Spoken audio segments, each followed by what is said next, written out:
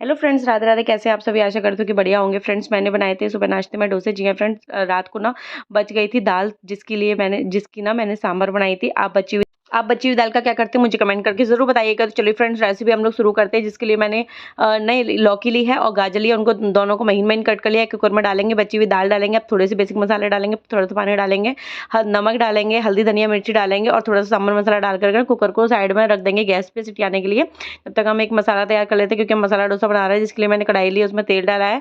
तेल में हम थोड़ा सा राई डालेंगे, थोड़ा सा करी पत्ता डालेंगे और ना चने की और उड़द की दाल डालेंगे। थोड़ा सा हम इसमें हल्दी पाउडर और थोड़ा सा रेड चिली पाउडर डाल के प्याज अच्छे से भून लेंगे। अच्छे से प्याज जब भून जाएगी तब हम इसमें उबले हुए आलू डालेंगे, थोड़ा सा धनिया पाउडर डालेंगे और ना इसको बहुत अच्छे से हम मिक्स कर देंगे। ये देखिए, हरा धनिया डाल करके, नमक डाल करके जो हमारा मसाला है ना आलू का, वो एकदम से तैयार है। ये देखिए, अभी हम क्या करेंगे, साइड में ना एक चटनी भी बना लेंगे। जिसके लिए मैंने ना थोड़े से चने लिए हैं और थोड़ा सा पीनट लिया है।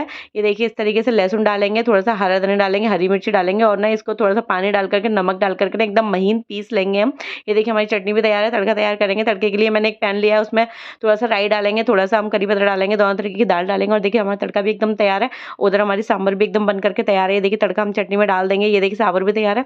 सांभर में भी ना हम तड़का बचा हुआ डाल देंगे और ये देखिए, इस तरीके से हमारी सांभर वो जो है ना तैयार हो जाएगी। इसको थोड़ा सा सांभर मसाला डालकर ना और एक बारी खदका लेंगे। जी हाँ फ्रेंड्स, हमारी सांभर तैयार हो जाएगी। तो हमारे डोसे भी बन चुके हैं। तो अगर आपको मेरी रेसिपीज अच्छी लग रही है तो प्लीज़ मेरे चैनल को लाइक शेयर एंड सब्सक्राइब जरूर करें। Bye bye.